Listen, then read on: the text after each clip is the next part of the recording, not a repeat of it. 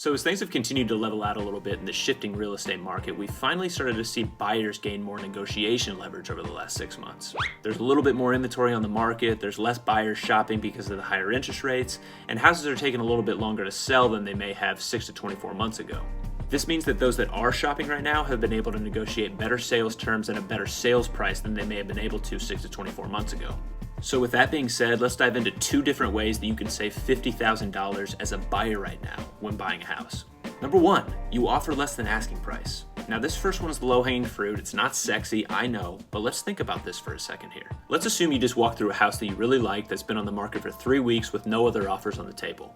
Now being at about that 30-day mark, the seller's probably motivated, they want to get that thing sold, and you have the leverage on your side to step up to the plate and help them get that done.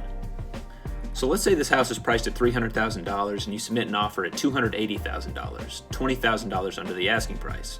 And honestly, after sitting on the market for 3 weeks, that is not an outrageous lowball by any means in my opinion. But if that offer gets accepted, you not only save the $20,000 off the sale price, but on a $300,000 house, assuming a 7% interest rate on the loan, that $20,000 off the sale price also saves you an additional $25,000 in interest that would have been paid to the bank over the life of the loan that you would have never gotten back. So by negotiating down that sale price, you essentially doubled your savings there. And that's what I call a bargain. Number 2, you could ask that seller to buy your interest rate down on your loan. And this tactic's pretty cool. So let's just say that your interest rate's quoted at 7%. Now lenders give you options to pay extra money at closing to buy your rate down to a lower percentage. So get your lender on the phone, ask them how much it would cost to buy that rate down from 7% to 6% and see what they say. Let's just say that would cost you $7,000 at closing on a $300,000 house. So now that you have those numbers, you would pencil into your offer that the seller would credit you that $7,000 at the closing table. So what that does is it secures you a 1% lower interest rate on your mortgage, which not only saves you hundreds of dollars every month in your payments, but over the life of your 30-year mortgage saves you over $64,000 in interest that would have been paid to the bank that you would have never gotten back without actually paying that extra money needed to buy the rate down. And that isn't even including any potential sales price reductions or concessions paid by the seller along the way. Cha-ching.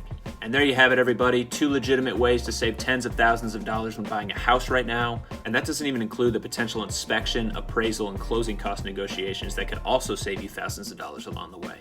Just remember that despite the higher interest rates, you have more power as a buyer right now than you've had in the last 3 years. And if you're thinking about buying, selling, or investing in real estate in 2022 or 2023, I would love to be your realtor and help make that as fun and successful as possible. So don't hesitate to reach out. My number's 502-500-6469. I'll talk to you soon.